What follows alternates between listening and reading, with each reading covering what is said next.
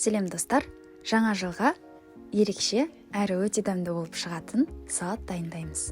Піскен тауықтың аяғын сүйегінен етін ажыратып аламыз.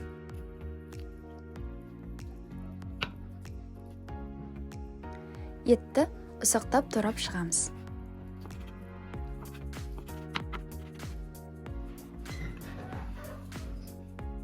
Қиярды 4 бұрышты етіп турап шығамыз.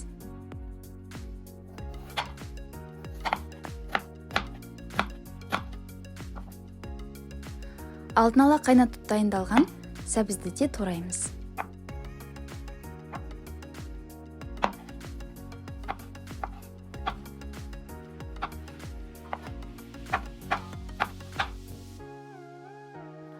Алдын ала пісірілген орташа көлемді 2 картопты да 4 бұрышты етіп турап шығамыз.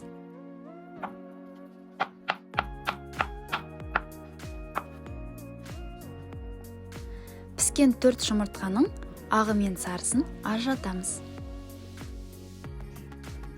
Жұмыртқаның ағы уызын салатты безендіруге алып қоямыз, ал қалған сары уызын турасаңыздар болады.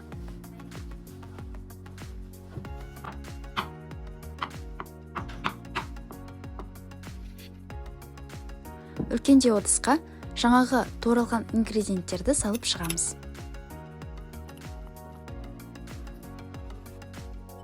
Консервіленген жүгерінің жарты банкасын саламыз. 2,5 ас қасық майонез және дәміне қарай тұз салып, салатты жақсылап араластырамыз.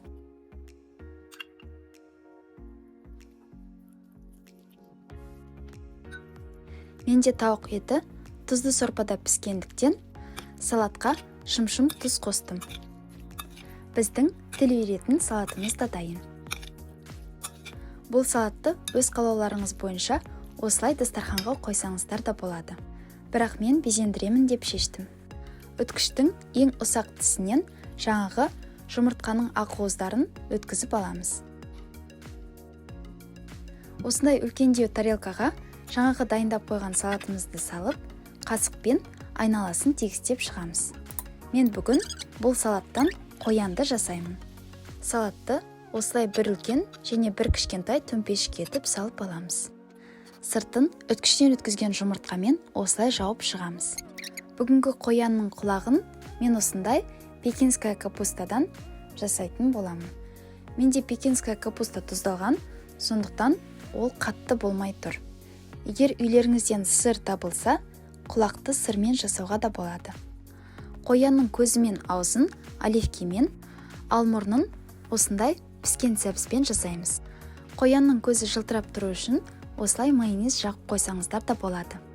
Қоянның мұртшасын укроппен, ал қолы мен аяғын пекинская капустадан жасаймыз. Біздің бүгінгі мерекелік жаңа жылдық салатымыз да дайын. Қоянның алдына осындай кішкентай піскен сәбізді қойып қоюға болады. Бұл салаттың көркін одан да қатты ашып тұратын сияқты. Сіздерге бүгінгі рецепт ұнады деген ойдамын. Жасап көрсеңіздер немесе сұрақтарыңыз болса, комментарийға жазып қалдырсаңыздар болады. Келе жатқан жаңа жыл баршамызға табысты жыл болсын. Бізбен бірге болғандарыңыз үшін көп-көп рахмет. Келесі кездескенше.